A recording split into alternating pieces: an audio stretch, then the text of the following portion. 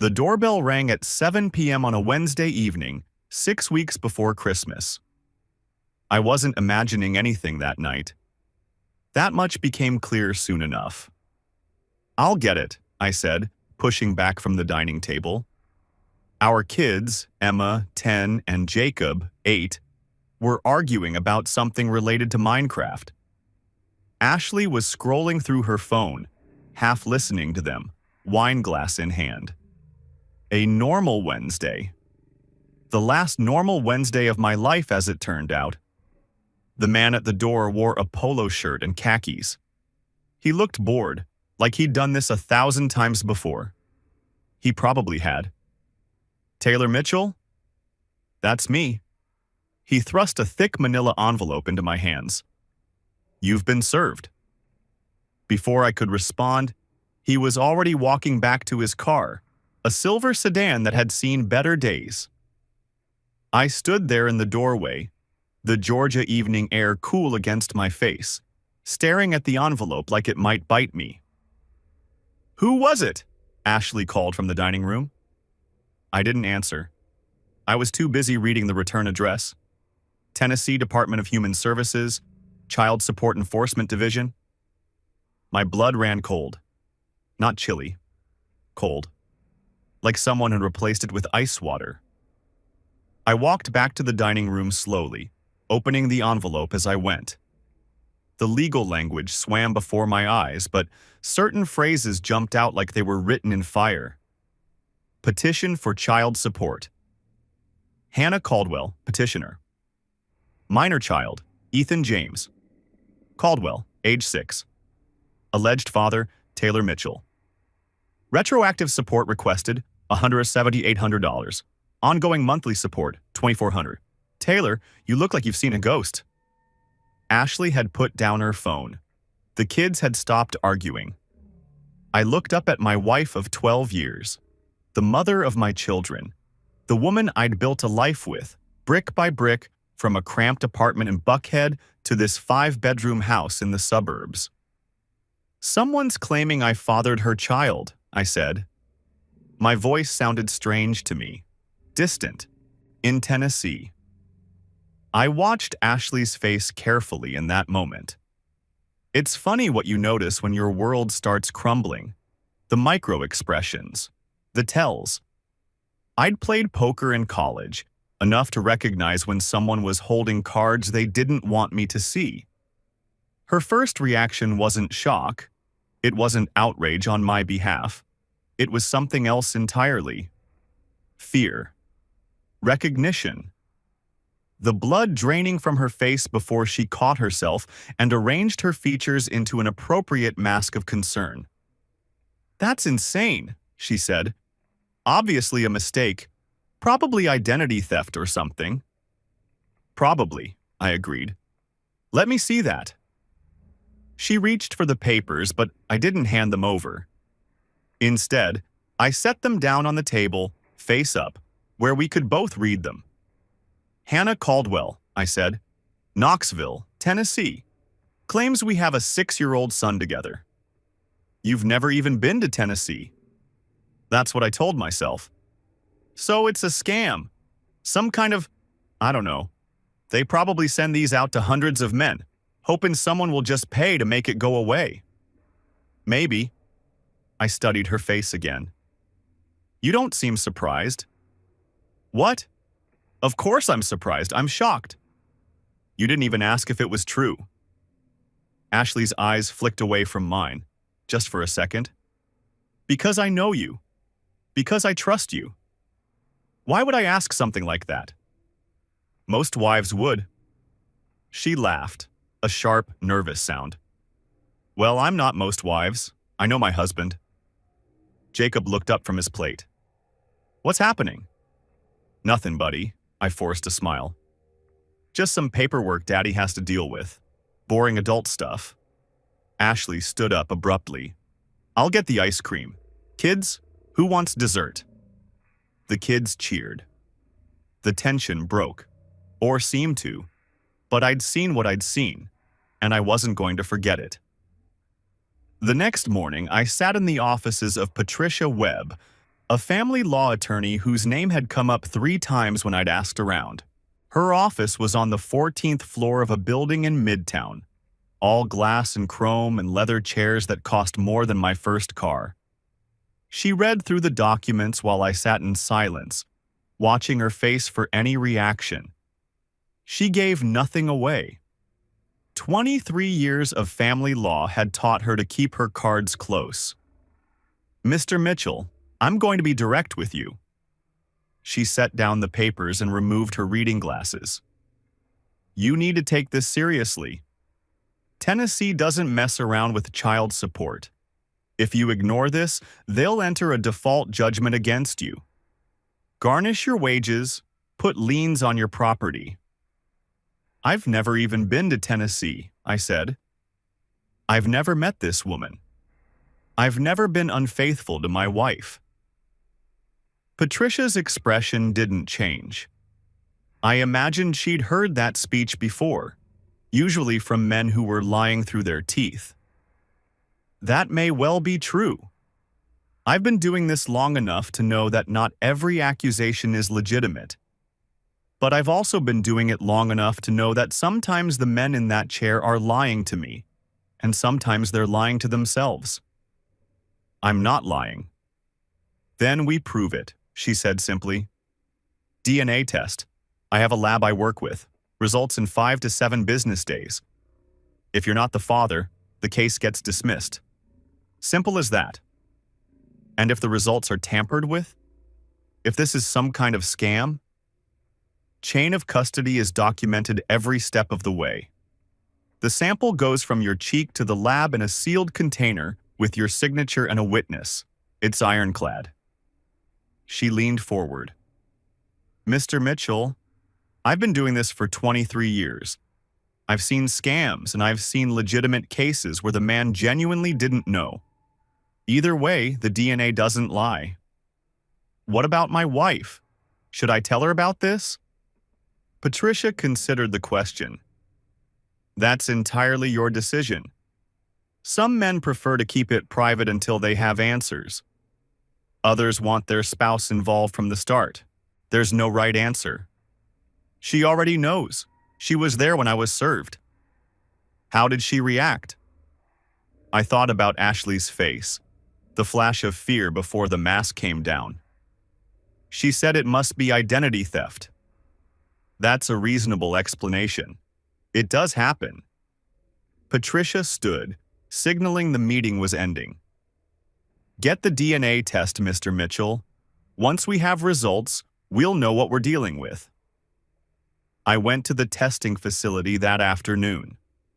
A bored technician swabbed the inside of my cheek, sealed the sample, had me sign 3 forms, and told me to have a nice day.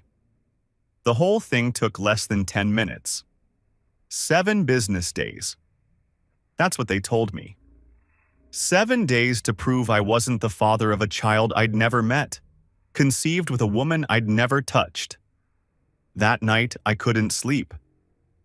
I lay in bed next to Ashley, listening to her breathe, and I pulled up Facebook on my phone. Hannah Caldwell wasn't hard to find. Knoxville, Tennessee. Dental hygienist at a practice called Bright Smiles Family Dentistry. Single mother. Her profile picture showed a woman in her mid-30s, brown hair, pleasant face. Nothing remarkable. Nothing that screamed, scammer. I scrolled through her public posts, going back years. Photos of her son, a boy with sandy hair and a gap-toothed smile. Birthday parties, first days of school. The ordinary documentation of an ordinary life. Then I found something that made my stomach drop. 6 years ago. 7 years ago. Photos of Hannah at locations I recognized. Piedmont Park. The Atlanta Beltline. The rooftop bar at Ponce City Market. She'd been in Atlanta. My city. Around the time this child would have been conceived. This wasn't some random scam. This was something else entirely. The DNA results came back on day 9. I'd told Ashley I was going to my attorney's office to discuss the case. She didn't offer to come. She didn't even ask about it. Patricia Webb handed me the envelope with something almost like sympathy in her eyes. "Whatever's in there," she said, "we can handle it." I opened it. Based on the DNA analysis, Taylor Mitchell is excluded as the biological father of the minor child Ethan James Caldwell. The probability of paternity is 0.0%. Relief hit me like a wave for about 3 seconds. Then the questions started. "I'm not the father," I said. "Excellent news." Patricia was already making notes. "We'll file the results with the court. The case will be dismissed. You can put this behind you." "Who is this woman?" I asked. "How did she know my name? Why me?" Patricia looked up. "Mr. Mitchell, I understand the curiosity, but my advice? Let it go. You're cleared. Move on with your life." I should have listened to her. A smarter man would have taken the win and walked away. But I've never been good at leaving questions unanswered. It's what made me successful as an architect. The obsessive attention to detail, the need to understand how every piece fit together. It's also, I would learn, what made me dangerous when someone tried to play me for a fool. I called Hannah Caldwell 3 days later. Against my attorney's advice, against my own better judgment. "Who is this?" Her voice was wary. Southern accent, a hint of exhaustion that comes from raising a child alone. "My name is Taylor Mitchell. I think you received a letter about a child support case. You have some nerve calling me." Her voice turned hard, sharp. "You walk out on me pregnant, disappear for 6 years, and now you want to what? Explain yourself?" "Ma'am, I need you to listen to me very carefully. We have never met. I have never been to Knoxville. I took a DNA test, and I am not your son's father." Silence on the other end. "Then, that's impossible." "I have the results. Probability of paternity 0%. Someone used my identity, Miss Caldwell. Someone pretended to be me, but it wasn't me." More silence. When she spoke again, her voice had changed. The anger was gone, replaced by confusion. And beneath that, something that sounded like fear. "You're not... but you look exactly like..." "I look exactly like who?" "I have pictures," she said, "from when we were together." He showed me his license. He showed me his business cards. He was an architect from Atlanta named Taylor Mitchell. I am an architect from Atlanta named Taylor Mitchell, but I've never met you. And I'm starting to think we should talk in person. We met in Knoxville 5 days later, a coffee shop near the university. Neutral territory. I told Ashley I had a client meeting in Chattanooga and would be back late. She accepted this without question. Another tell I filed away for later. "Be safe," she said as I left, kissing me on the cheek. Traffic on I-75 can be terrible this time of year. I'll be fine. I drove north, watching the Atlanta skyline fade in my rear-view mirror, and I thought about all the times I'd made this drive. To Chattanooga, to Nashville, to visit clients or scout project sites. Never to Knoxville. Never to meet a woman who claimed I'd fathered her child. Hannah Caldwell looked older than her photos. There were lines around her eyes that spoke of sleepless nights and hard years. She was already seated when I arrived, hands wrapped around a mug of coffee like a lifeline. Her eyes went wide when she saw me. "Oh my God," she breathed. "You look just like him. Almost exactly like him." I sat down across from her. "Tell me everything." "I don't even know where to start." "Start at the beginning. How did you meet him?" And she did. It had started 7 years ago. Hannah had been going through a divorce, her first marriage, to a high school sweetheart who turned out to be a gambling addict. She was vulnerable, looking for someone stable, someone real. I was at my lowest point, she said. Joey had cleaned out our savings account to cover his debts. I found out about it 3 days before our mortgage payment was due. That's when I finally filed for divorce. I'm sorry. Don't be. Best decision I ever made. But at the time, I was a mess. My sister convinced me to go to this dental conference in Atlanta. Networking, she said. Get your mind off things. Meet new people. That's where you met him? She nodded. The first night. There was a reception. Lots of industry people milling around.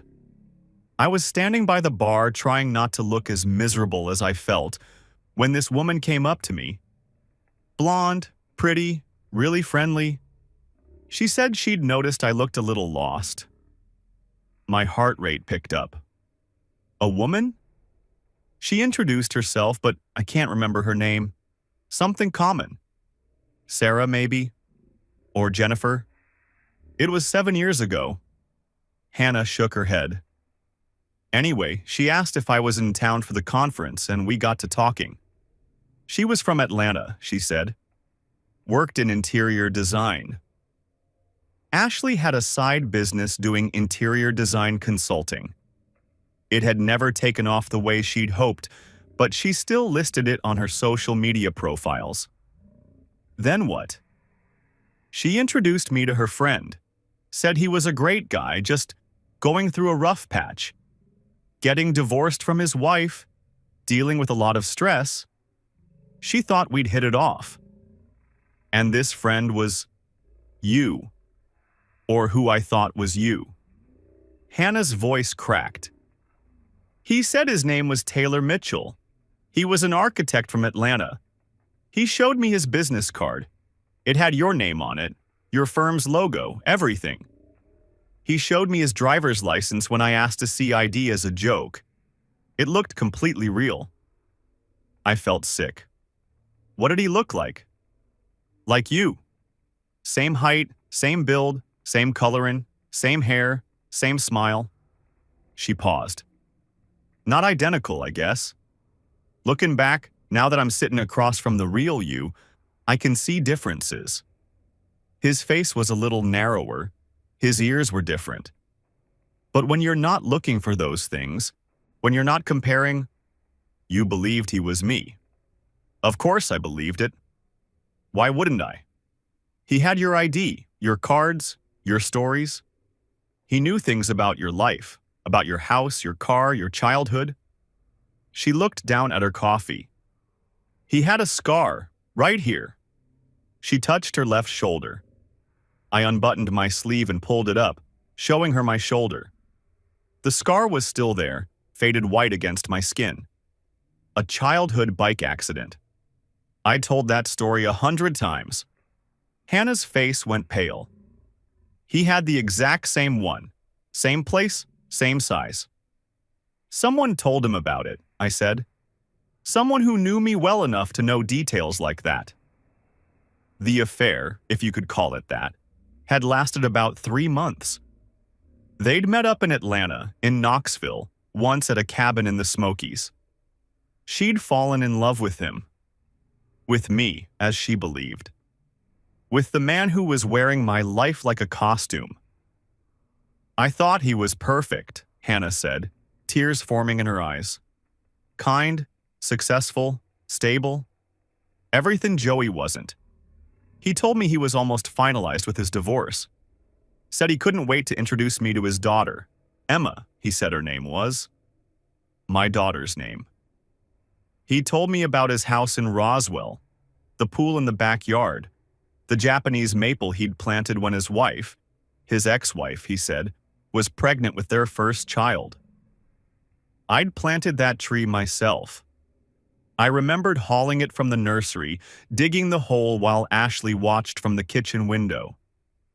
Then one day, he was just gone, phone disconnected, email bouncing back.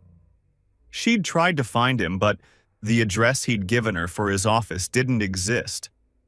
The house. My house. She'd driven by once, but had never seen him there. She found out she was pregnant a month later. "I raised my son alone," she said, tears streaming down her face now. "I told him his father was a coward who ran away. I believed that. But you're telling me he was never even you." "He wasn't me," I confirmed, "but he wanted you to think he was. The question is why?" Hannah shook her head. "I don't know. He never asked for money. He paid for everything when we were together. He gave me gifts. He was wonderful, actually, right up until he disappeared." I had one more question. It had been burning in my mind since we started talking. "This woman who introduced you, the blonde, can you describe her more?" Hannah thought for a moment. "Mid-30s, like I said. Slim, well-dressed, Southern accent, Georgian, I think. She seemed really close with him, knew all about his situation. She was the one who convinced me to give him a chance when I was hesitant." "Do you remember anything else about her? Any detail at all?" "She wore her wedding ring on a chain around her neck. I noticed because I'd just taken mine off. She said she'd lost weight and it didn't fit anymore, but she couldn't bear to resize it because her husband had picked it out himself." Ashley had worn her ring on a chain for almost a year after Emma was born. She'd gained weight during the pregnancy, then lost it quickly afterward. The ring didn't fit right. I'd offered to have it resized, but she'd said no, that she wanted to keep it exactly as I'd chosen it. "I thought it was sweet," Hannah said, "that she loved her husband so much." A blonde woman from Atlanta, mid-30s, interior designer, who wore her wedding ring on a chain because her husband had picked it out. The picture was beginning to form, and I didn't like what I was seeing. I didn't confront Ashley, not yet. I knew better. In my profession, you don't start demolishing a building until you understand its structure completely. You don't swing the wrecking ball until you've studied the blueprints, identified the load-bearing walls, planned every step of the collapse. Ashley was a building I thought I knew. Now I realized I'd never even seen the real blueprints. I started watching her, documenting. Every time she said she was going to the gym, I noted it. Every phone call she took in another room. Every time her eyes shifted when I asked a simple question. The lies were small, but they were everywhere once I started looking. "I'm meeting Sarah for lunch." But Sarah was out of town that week. I'd seen her post from a beach in Mexico. My yoga class ran late. But she came home without the flush she always had after hot yoga. Hair perfect, makeup unsmudged. "I need to run some errands back in a few hours." 4 hours. What errands take 4 hours on a Tuesday afternoon? I kept my face neutral. I played my role. The oblivious husband. The man who didn't suspect a thing. Inside, I was running calculations, building my case, brick by brick. Derek Lawson was a former FBI agent who'd gone private about 5 years earlier. His office was in a strip mall in Marietta, between a nail salon and a pet groomer. It wasn't impressive, but his reputation was. "Mr. Mitchell." He didn't shake my hand, just gestured to a chair across from his desk. He was in his 60s, gray-haired, with the kind of weathered face that suggested he'd seen things that would keep most people up at night. "What can I do for you?" I told him everything. The lawsuit, the DNA test, Hannah Caldwell, the impersonator. He listened without interrupting.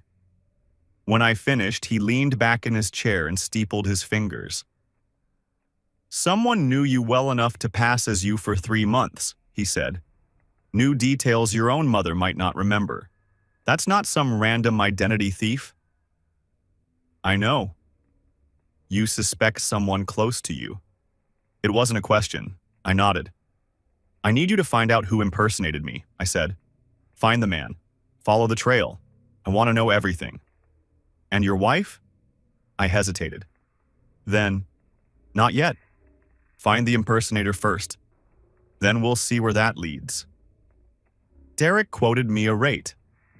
I paid a retainer. We shook hands. The hunt had begun. 2 weeks later, I drove back to Knoxville.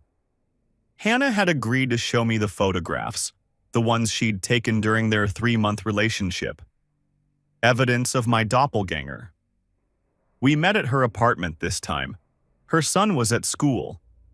She handed me a photo album, old-fashioned and physical, the kind people made before everything moved to phones and clouds.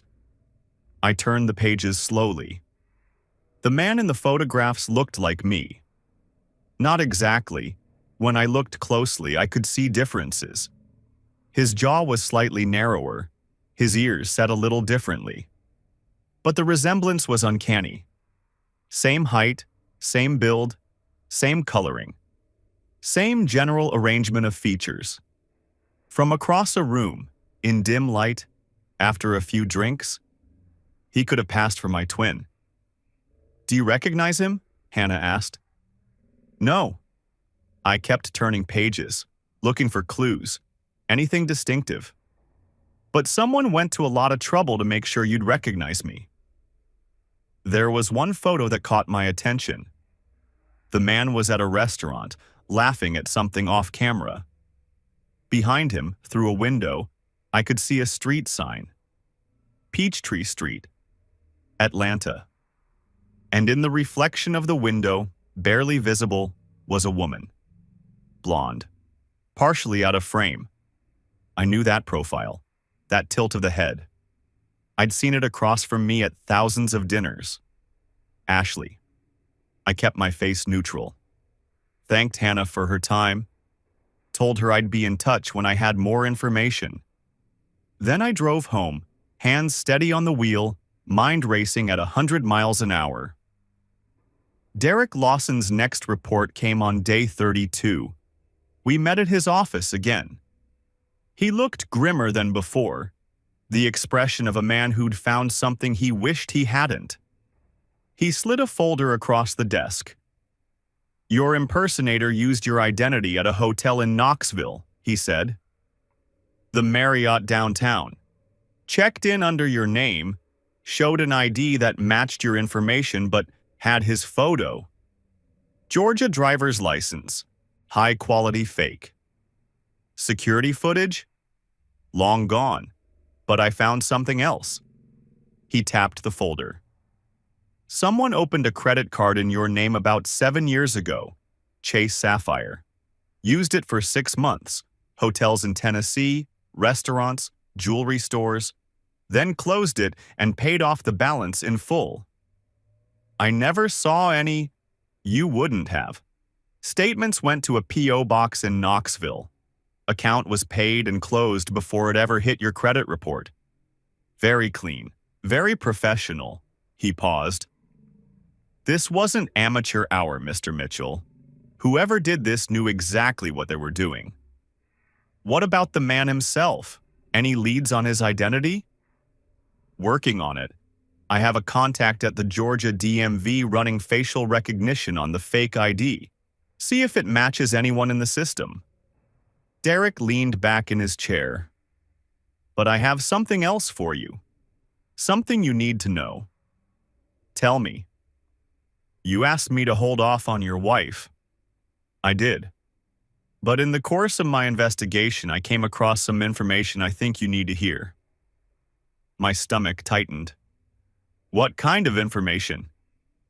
Your wife is currently having an affair. Has been for approximately 18 months.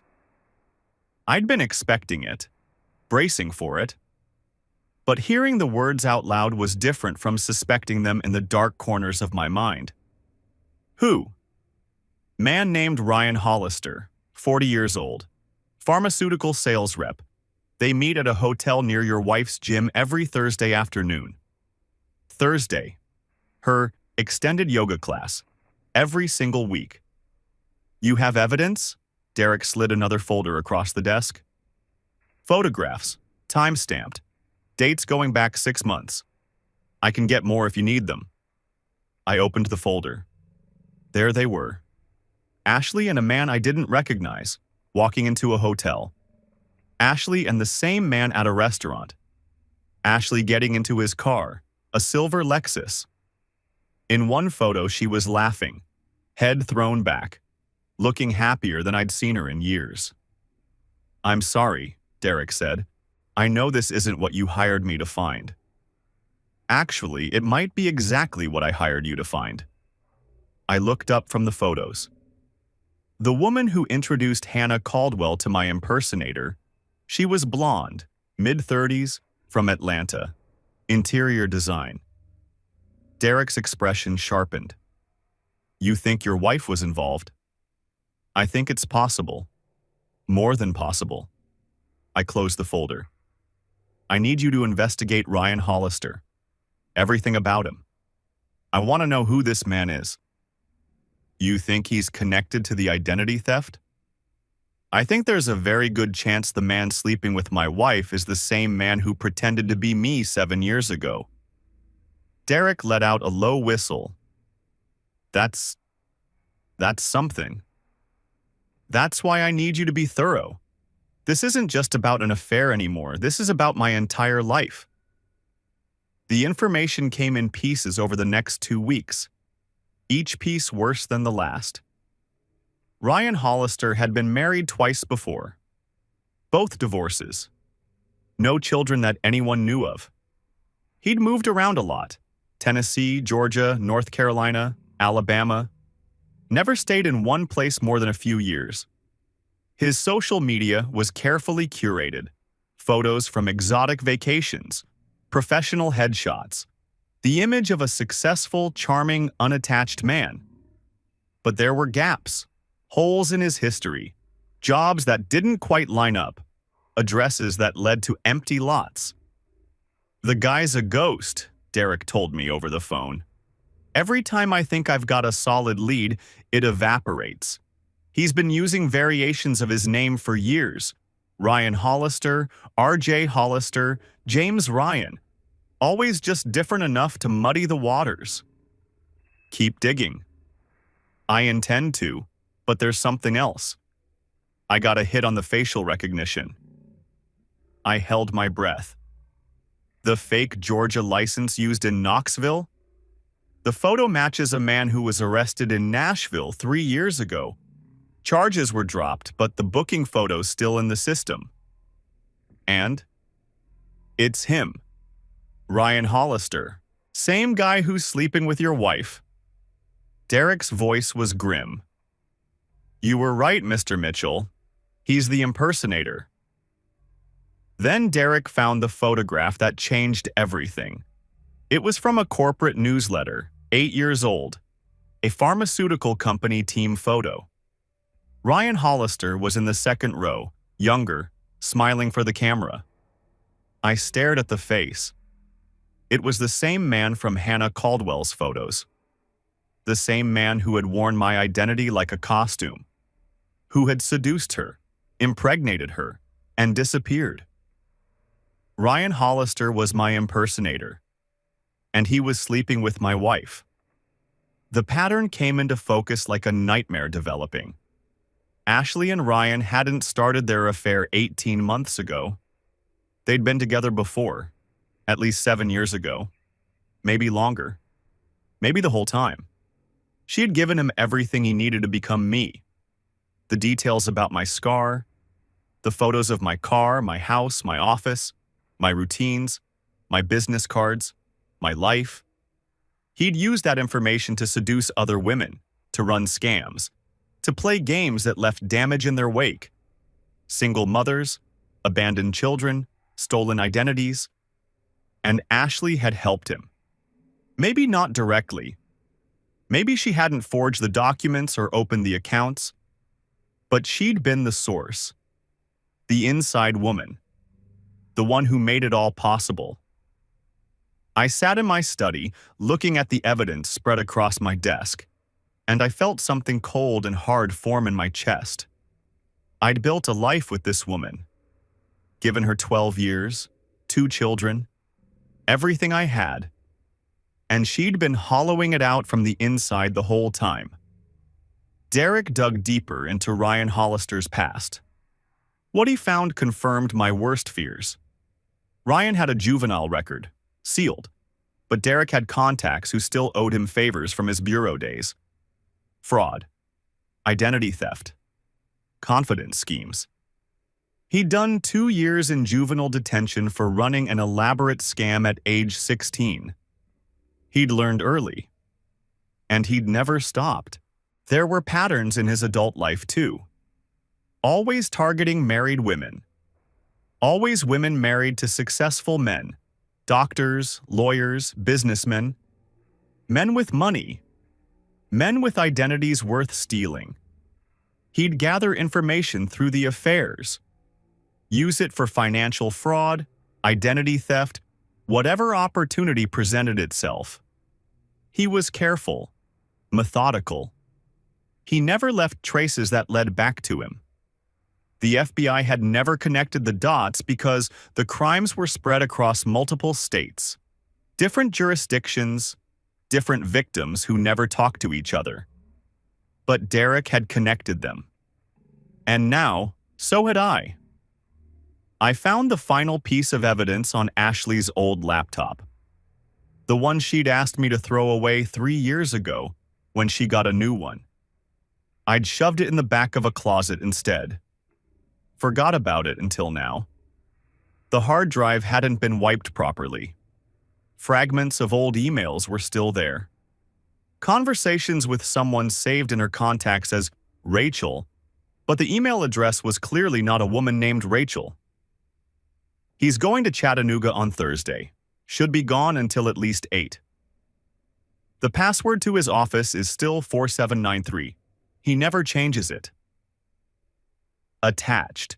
Pics from the beach house. The security code is in the album. She'd been feeding him information for years. Our schedules, our passwords, our security codes. Everything he needed to help himself to our lives. I found one more email, recent, from about 2 months ago. I moved another $5 from the vacation account, told him it was for the kids' activities. My wife had been stealing from our family to fund her affair partner's lifestyle. The cold thing in my chest turned to ice. I discovered, in those dark weeks, that I had a talent for patience, for compartmentalization. I could sit across the dinner table from Ashley, watch her smile at our children, listen to her tell me about her day and show nothing. The kids couldn't know. Not yet. Emma and Jacob were innocent in all of this, and they would need me stable and strong when the truth came out. So I played my role, the oblivious husband, the trusting fool. But behind the mask I was planning. I met with Victoria Palmer, the best divorce attorney in Atlanta.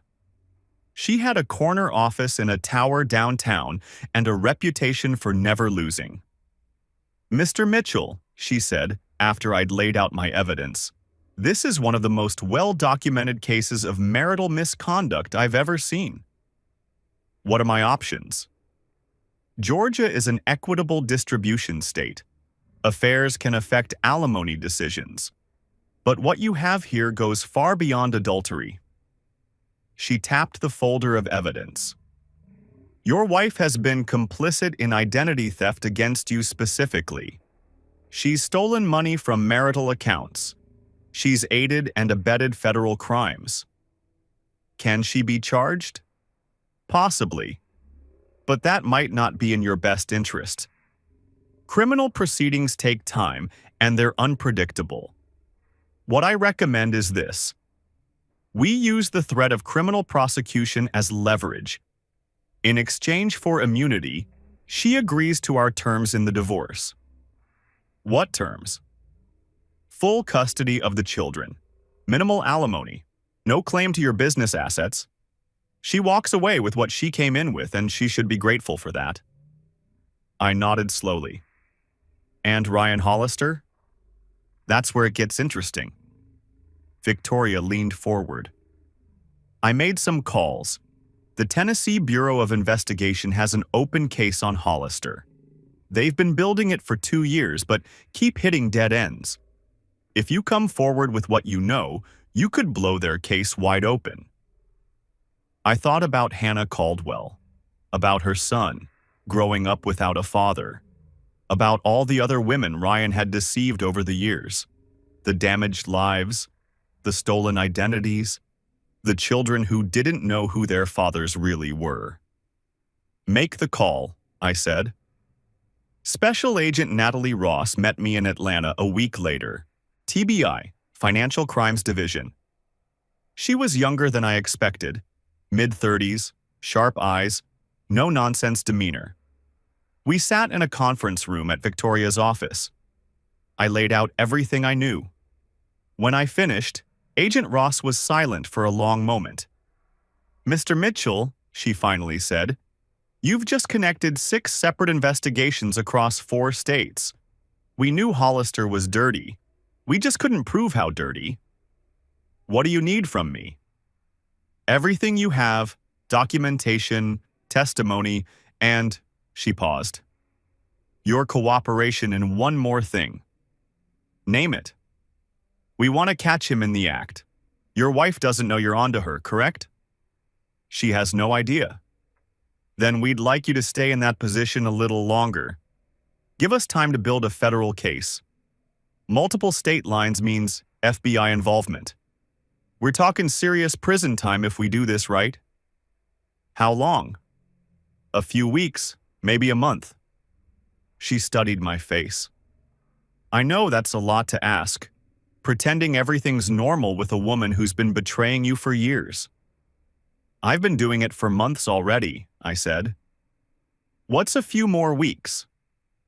The FBI took over the case. Special Agent Marcus Webb, no relation to my original attorney, became my primary contact. They had me stay in my routine, act normal, keep Ashley unsuspecting. I learned things during those weeks. Things about Ryan Hollister that made my blood boil. He wasn't just a con man, he was a predator. Agent Webb laid it out for me in a meeting at their Atlanta field office. "We've identified at least 6 other victims across 4 states. Women he seduced using stolen identities. Some of them he defrauded financially. Others, like Hannah Caldwell, were just sport." The word came out bitter. "He enjoys the deception, the control. Breaking into someone else's life and wearing it like a mask." "And Ashley. She's not his first source. We've identified at least 2 other women over the years who fed him information about their husbands. He targets a certain type, women who are bored or unhappy or looking for excitement. He makes them feel special. Then he makes them complicit. She stole money from our accounts, gave him our personal information." "Yes, and she'll have to answer for that." Agent Webb's expression softened slightly. "But she's also a victim in a way. He's very good at what he does. He makes people think they're in love." I didn't feel sympathy. Maybe I should have, but I couldn't find it in me. "What about his brother?" I asked. I read in the file that he has a partner. Kevin Hollister handles the technical side, fake IDs, document forgery, credit applications. They're a team. Have been since Ryan got out of juvie. Agent Webb pulled out another photo. "We're gonna get them both." I looked at the photo. 2 brothers, side by side. Ryan with his easy smile and chameleon features. Kevin thinner, sharper, the look of a man who spent his life in front of computers. They'd built an empire out of stolen lives. I was going to help tear it down. The setup was simple. I would come home one evening and casually mention to Ashley that I'd found some old credit card statements that didn't make sense. Statements from 7 years ago. I'd act confused, concerned. Not accusatory. She would panic. She would contact Ryan. And when she did, the FBI would be listening. Agent Webb prepped me in his office the afternoon before. "You're not trying to get a confession," he said. "You're just planting a seed. Make her nervous enough to reach out to Hollister, that's all we need." What if she doesn't call him? What if she just denies everything? She'll call him. She's been in this with him for years. When she feels threatened, her instinct will be to warn him. That's what partners do. He handed me a small device. "This is a recording unit. Clips to your belt, picks up everything within 20 feet. Backup for our remote surveillance." Is this legal? Georgia's a one-party consent state. You're a party to the conversation. It's legal. I turned the device over in my hands. Such a small thing to carry the weight of a marriage's end. "One more thing," Agent Webb said. "Don't overplay it. You've spent months being the oblivious husband. Don't suddenly become suspicious overnight. Casual. Confused. That's all." The night of the operation, I felt strangely calm. I'd been running on adrenaline for months, but now, with the end in sight, a peaceful clarity settled over me. I drove home listening to the radio, some classic rock station I'd had on in the background for years. The Eagles were playing Lion Eyes. I almost laughed at the irony. I walked through the front door at my usual time. Ashley was in the kitchen, doing something with salad, the domestic scene we'd played out 1,000 times before. "Hey," she said without looking up. "How was your day?" "Strange, actually." I set down my briefcase, kept my voice casual. "I was going through some old files at the office and found something weird. Credit card statements from about 7 years ago, under my name. But I don't recognize any of the charges." I watched her hands stop moving over the lettuce. "What kind of charges?" "Hotels in Tennessee, restaurants, a jewelry store in Knoxville." I shrugged. "I've never even been to Knoxville. Must be some kind of identity theft, but I can't figure out how I never noticed it before." Ashley's face had gone pale. She set down the knife she was holding.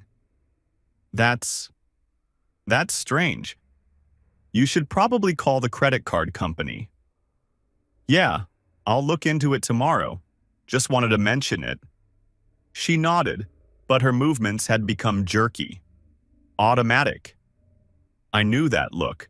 She was running calculations in her head, trying to figure out how much I knew, how much danger she was in. "I'm going to take a shower before dinner," she said abruptly. "I went to the gym earlier and I'm still sweaty." "Sure." She practically fled the kitchen. I heard the bathroom door close, and then the muffled sound of her voice. She was on the phone. The FBI recorded every word. "He's asking about old credit cards, 7 years ago, Tennessee." Ryan's voice, calm and reassuring. "It's fine. He can't trace anything back to us. The accounts were closed clean." "But what if he digs deeper? What if he finds—" "He won't. You need to stay calm. Deny everything. If he keeps pushing, tell him it must have been identity theft from some random hacker. He'll accept that." "I don't know, Ryan. He's been different lately, watching me." "You're imagining things. Taylor's oblivious. He's always been oblivious. That's why this works." A pause. Then Ashley's voice, smaller. "When can I see you?" "Thursday, same place. Now go back out there and act normal. I'll handle everything else." The line went dead. I sat at the dinner table that night, eating salad and chicken, making small talk with my kids, watching my wife pretend everything was fine. Thursday, I thought. Same place. They'd have 3 more days of freedom. Then the hammer would fall. The arrests happened on a Tuesday morning. The FBI hit Ryan and Kevin Hollister at a hotel in Nashville where they were meeting to plan their next operation. By 10 o'clock, both brothers were in federal custody, facing charges that included wire fraud, identity theft, conspiracy, and multiple counts across 6 states. I was at my office when Agent Webb called to confirm. "It's done," he said. "They're not getting out anytime soon." "What about Ashley?" "We haven't made any moves on her yet."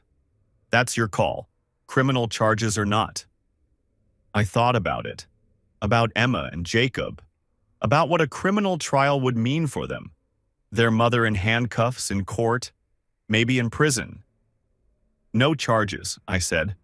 "Not criminally. But everything I have goes into the divorce proceedings."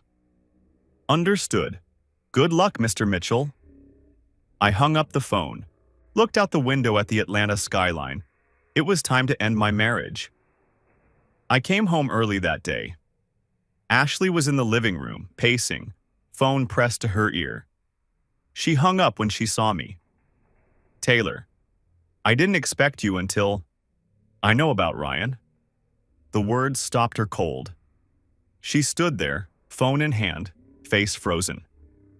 "I know about the affair," I continued, my voice calm, almost conversational. "The current one and the one 7 years ago. I know he used my identity to seduce other women. I know you gave him the information he needed to do it. My scar, my car, my house, my life. Taylor, I can explain. I know you've been stealing money from our accounts, about $40,000 over the past 2 years. I have the records." She opened her mouth, closed it. "Ryan Hollister was arrested this morning. Federal charges, wire fraud, identity theft, conspiracy. He's looking at 12 to 15 years, minimum." Ashley's legs seemed to give out. She sank onto the couch, face white. "I've already filed for divorce," I said. "The papers will be served tomorrow. I'm seeking full custody of the children based on your involvement in criminal activity against me." "The children? Taylor, you can't." "Your affair partner is going to testify against you to reduce his sentence. The FBI has recordings of your phone calls. My attorneys have documentation of every dollar you stole, every lie you told, every piece of information you gave him." I paused. Let it sink in. "The only reason you're not facing criminal charges yourself is because I chose not to pursue them. For Emma and Jacob's sake, not yours." Ashley was crying now, tears streaming down her face. "Please, Taylor. Please, I love you. I made mistakes, but I love you." "No, you don't." My voice was flat. Final. "You never did. If you had, none of this would have happened." "Let me explain. Ryan, he manipulated me. He made me think." "Stop." I held up my hand. "I've heard that excuse from other people, other women Ryan targeted. You know what the difference is between you and them? They were victims. They didn't know what he was. You knew exactly what he was, and you helped him do it. I didn't. I never thought. You never thought you'd get caught. That's different from not doing it." She stood up, taking a step toward me. "Taylor, please. After 12 years, after everything we've built together." "Everything we built?" I laughed, a harsh, bitter sound I barely recognized. "I built this.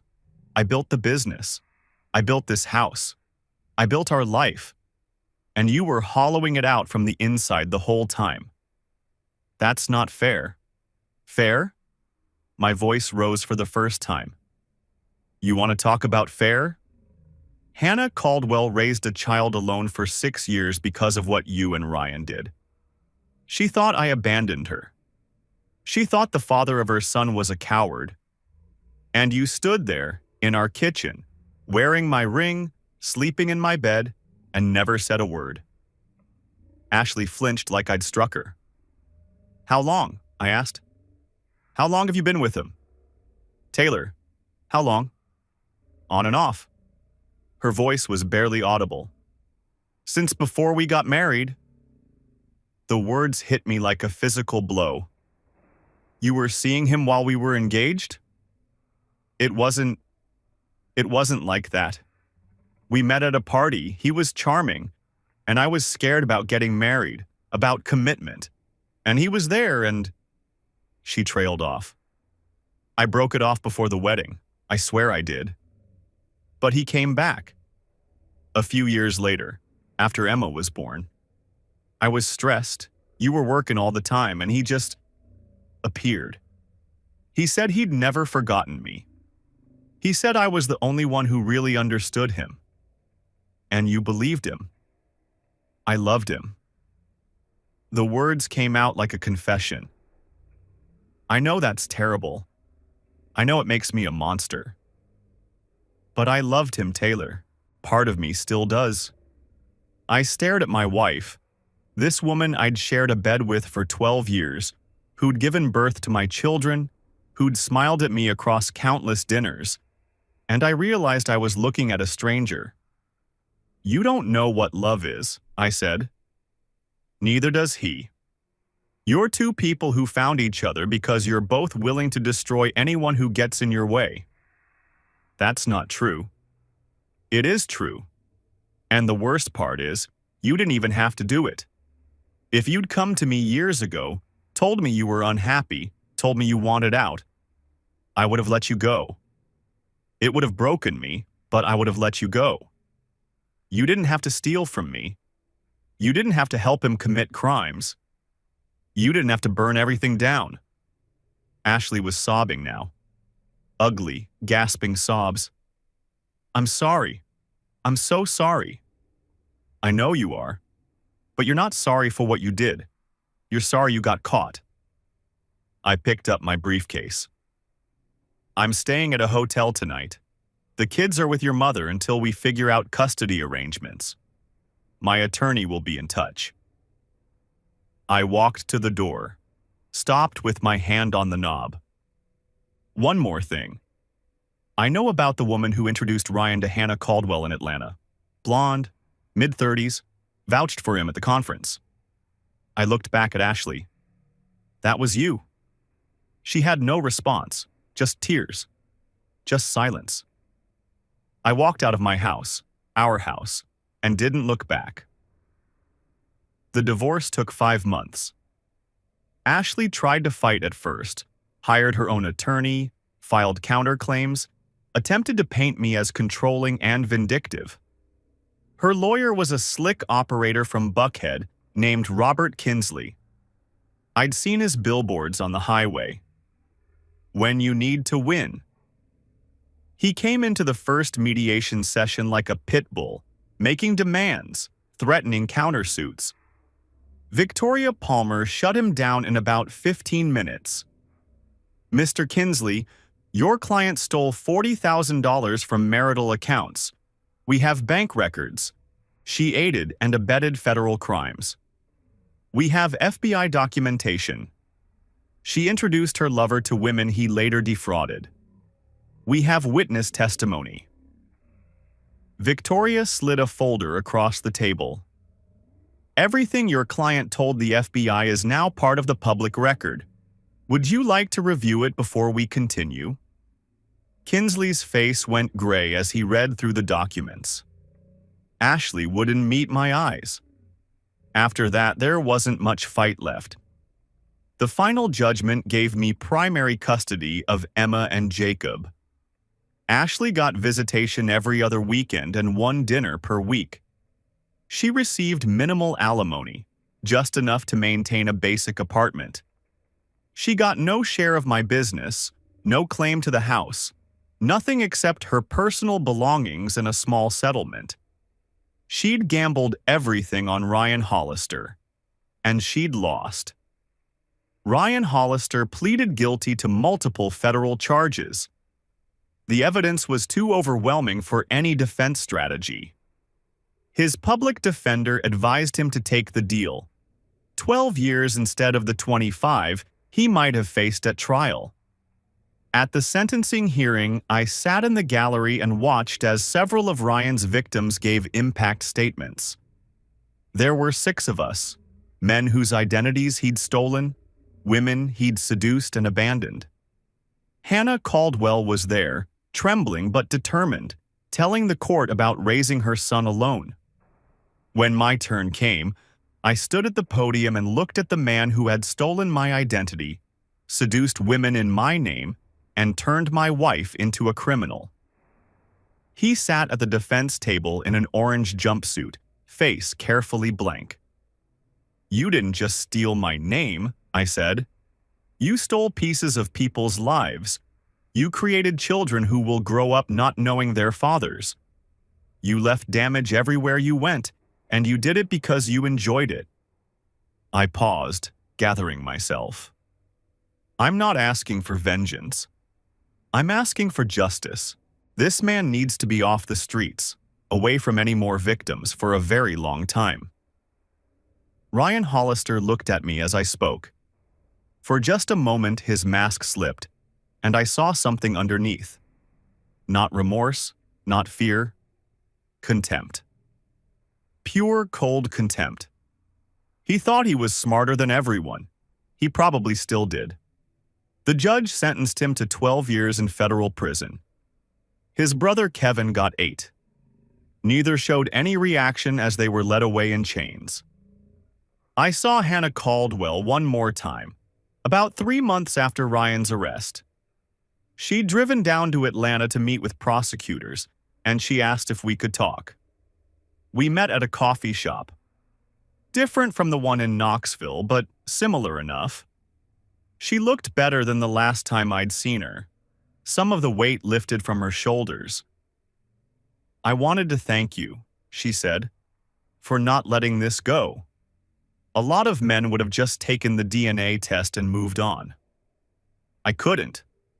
Not once I knew someone was wearing my life." She nodded. "The prosecutors told me I can sue him for child support. Not that I'll get much. He's going to prison for a long time, and he doesn't have any legitimate assets." "I'm sorry." "Don't be. At least now I know the truth." She looked down at her coffee. "My son, Ethan, I had to tell him his father was a bad man who's going to jail. That was hard. But at least I wasn't lying to him anymore. At least I know who he really is." I reached into my jacket and pulled out an envelope, slid it across the table. "What's this?" "A college fund. For Ethan. It's not much, but it's something." Hannah's eyes went wide. "I can't accept—" "Yes, you can. He's an innocent kid who got caught in the middle of something that should never have touched him. This isn't about guilt or obligation. It's just the right thing to do." She took the envelope, held it for a long moment. "You're a good man, Taylor Mitchell." "I'm trying to be." Ryan Hollister pleaded guilty to multiple federal charges. The evidence was too overwhelming for any defense strategy. He was sentenced to 12 years in federal prison, with additional state charges pending in 3 jurisdictions. His brother Kevin got 8 years for his role in the forgery and fraud operations.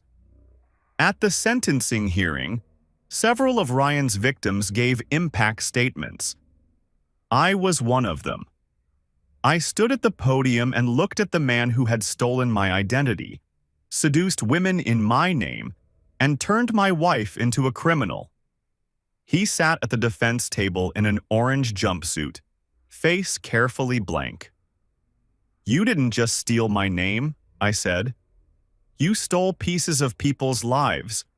You created children who will grow up not knowing their fathers. You left damage everywhere you went, and you did it because you enjoyed it." I paused. I'm not asking for vengeance.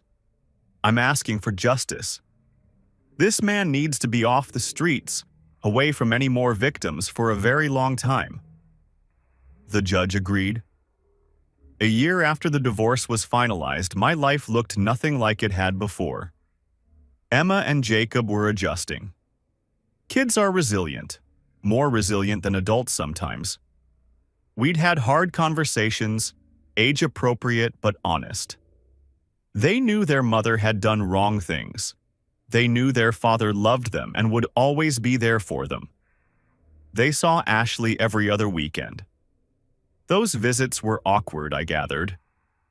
The kids came home quieter than usual, sometimes asking questions I didn't know how to answer. But we were getting through it. My business was thriving. I'd thrown myself into work after the divorce, taking on projects I'd previously thought too ambitious. It helped. Kept my mind occupied. Gave me something to build when so much had been torn down. I'd started dating again. Slowly.